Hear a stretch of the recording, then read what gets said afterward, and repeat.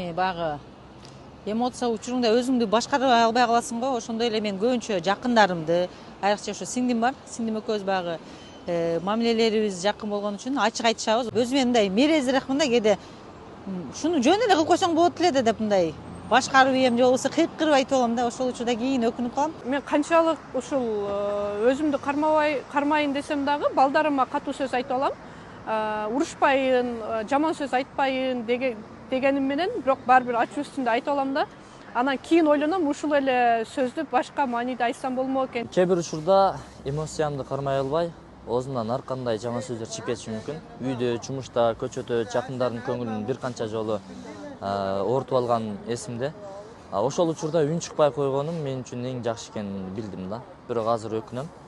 Үн чыкпай койсоң үйдөй баледен кутуласың. Мен өмүрү бөтө капа кылбадым. Жок, ачуу үстүндө мындай сөз чыкпады. Ачуум да келген жок. Эч кимге ачууланбадым. Буга чейин жаман сөз айтып элекмин. Эч ким мени урушпайсыз Жок. го? Мынча жакшы адамсыз.